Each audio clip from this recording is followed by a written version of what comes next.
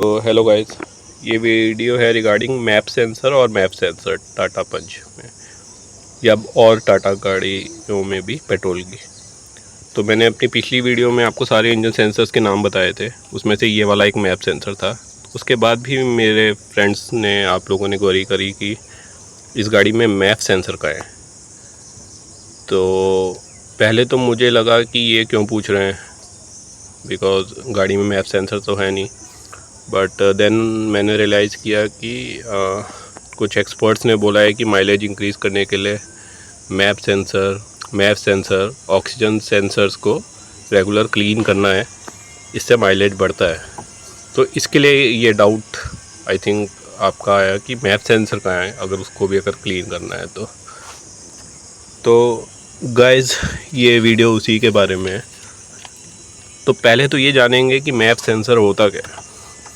तो गाइज़ अपनी गाड़ी में जो बेसिक बता रहा हूँ जस्ट, कि जो इंजन में हवा आ जाती है जिसके अकॉर्डिंग वो फ्यूल और एयर का मिक्सचर कितना रखना है, वो डाटा देता है मैप सेंसर।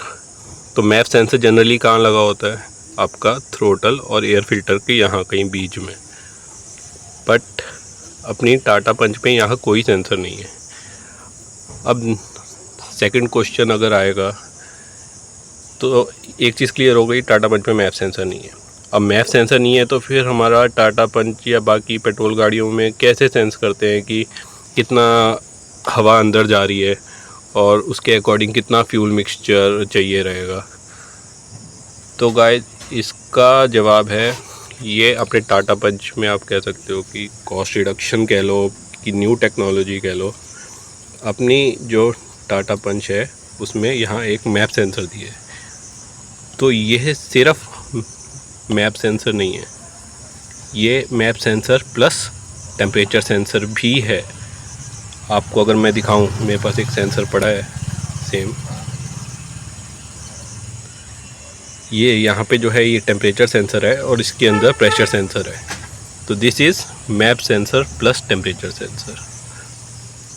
अब नेक्स्ट क्वेश्चन आता है, क्या मैप सेंसर से हम कैलकुलेट कर सकते हैं एयर की डेंसिटी, कि एयर का मास कितना है?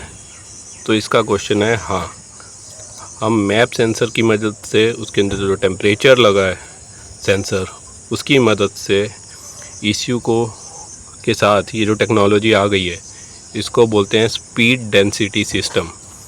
यहाँ से आपको टेम्परेचर पता चल जाएगा, एयर जो है वो ठंडी है, मतलब सर्दियाँ हैं तो ठंडी हवा आ रही है तो वो ज़्यादा डेंस होती है, तो वो आपका जो है उसमें ऑक्सीजन ज़्यादा होगा, तो उसके अकॉर्डिंग फ्यूल का रेशो बढ़ जाएगा। तो आप देखोगे कि विंटर में आपकी जो फ्यूल इकोनॉमी है वो कम हो जाएगी।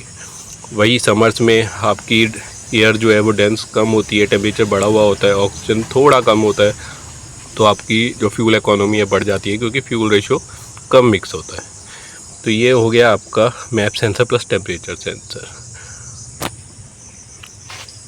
तो map sensor plus temperature sensor plus हमारा RPM दिखता है हमारे क्लस्टर पे, हमें उसकी क्रैंक सेंसर की मदद से RPM दिखता है। तो इन तीनों की मदद से हमारा ECU इसमें कैलकुलेट करता है टाटा पंच में कि हवा कितनी अंदर जा रही है, और उसके अकॉर्डिंग फिर हमें एयर और फ्यूल का मिक्सचर जो है वो डिटेक्ट करके बताता है, और उसके अकॉर्डिंग फिर अपने टाटा पंच में काम करता है।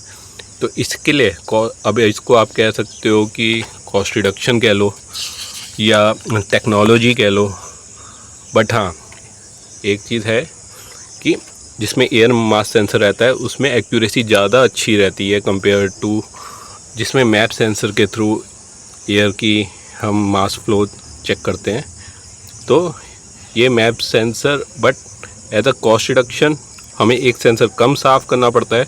तो मुझे ये टेक्नोलॉजी अच्छी है, और ये टाटा की गाड़ियों में यही टेक्नोलॉजी आती है कि मैप सेंसर और इसके टेम्परेचर सेंसर की मदद से हम कैलकुलेट करते हैं कि एयर टेम्परेचर इसमें क्या एयर का वेट जो है अंदर जा रहा है, उसके अकॉर्डिंग कितना फ्यूल का रेशो मिक्स करना है।